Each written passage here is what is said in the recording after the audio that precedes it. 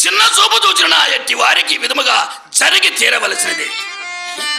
ఏది ఏమైనను నేనెంతో అదృష్టవంతుడును. ఇప్పటి వరకు మా తండ్రి సంపాదించిన ఆస్తులను మాత్రమే పోగొట్టుకున్నాను. ఇంకా ఆ వేశ్యమండల వెయిటింగ్ లిస్టులో ఉన్నచో మందులు లేని మహమ్మారి ఆ ఎయిడ్స్ వారిని పడవలసి వచ్చినది.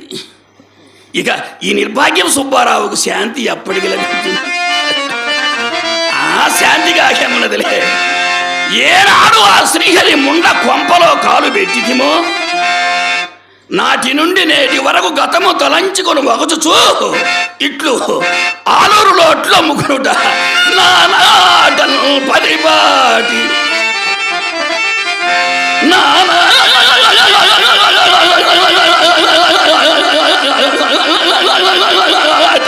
పరిపాటి వేడి వేడి నీళ్ళు ఉల్లిపాయ పెసరే బిందె 10 రూపాయలు, బిందె 10 రూపాయలు, గ్లాసు 2 రూపాయలు, పావులకు 4 రూపాయకి 2.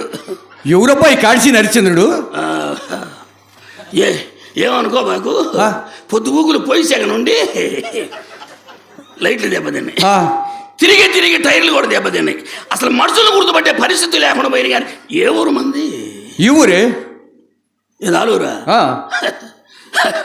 ఆలూరు మన తెలియకుండా శాంతి ఆడి దెబ్బ. అడిదప్ప ఈ గాత్రమే ఆడో విన్నట్టుగా ఉంది.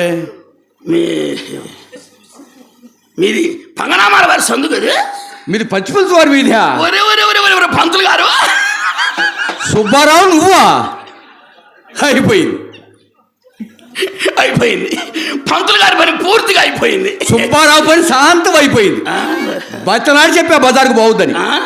బచ్చనాడు చెప్పా బజార్కు బాగుద్దని. ఎవరు చెబితే ఎవరున్నారు? అది కాదు పంతులు గారు, ఎవరు చెబితే ఎవరున్నారు? పరిస్థితి మొత్తం ఇక్కడికి వచ్చిన తర్వాత కదా మనకి వ్యవహారం అర్థమైంది. సరే కానీ నీళ్ళు నడుస్తుంది నువ్వా?